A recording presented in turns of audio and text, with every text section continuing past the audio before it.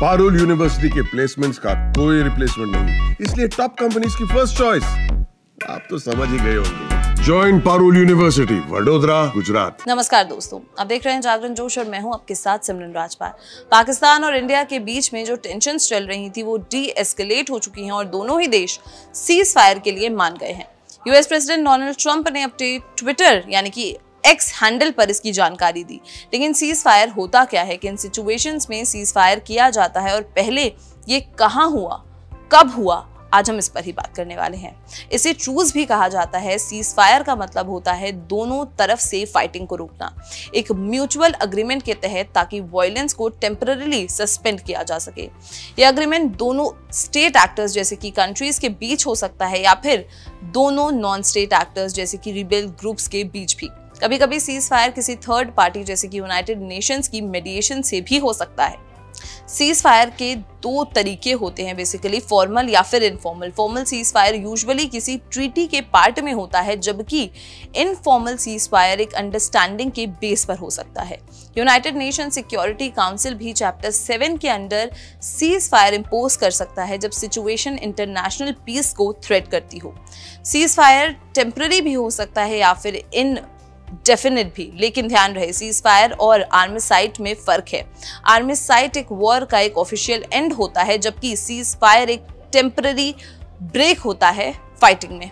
Seize Fyers के पीछे अलग अलग रीजंस हो सकते हैं, जैसे कि कभी कभी ह्यूमैनिटेरियन एड देने के लिए, कभी कॉन्फ्लिक्ट को मैनेज करने के लिए और कभी पीस प्रोसेस को आगे बढ़ाने के लिए। लेकिन सब एक्टर्स का इंटेंशन हमेशा पीस स्टैब्लिश करना ही नहीं होता है।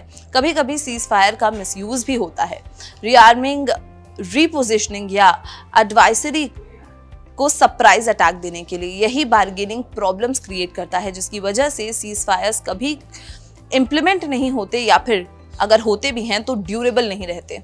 सीज फायर्स तभी ज्यादा ड्यूरेबल होते हैं जब कुछ की कंडीशंस मीट होती हैं, जैसे कि डीमिलिटराइज्ड जोन्स का क्रिएशन, ट्रूप्स का विड्रॉल और थर्ड पार्टी मॉनिटरिंग जैसे यूएन पीस कीपर्स। जब सीज फायर अग्रीमेंट अटैक करने के इंसेंटिव्स को रिड्यूस करता है, एडवर्सरी की इंटेंशंस को क्लियर करता है और एक्सीडेंशियल कॉन्फ्लिक्ट्स एस्केलेशन को रोकने का मैकेनिज्म होते हैं, तब सीज फायर ज्यादा लॉन्ग टर्म टिकते हैं। सीज फायर तब होता है जब कॉन्फ्लिक्ट का कॉज दोनों पार्टीज के लिए हाई हो जाता है, जब लीडरशिप अपने डोमेस्टिक ऑडियंस के क्रिटिसिज्म के बिना वॉर एंड कर सकती है, तब सीज फायर और वॉर टर्मिनेशन का चांस बढ़ जाता है।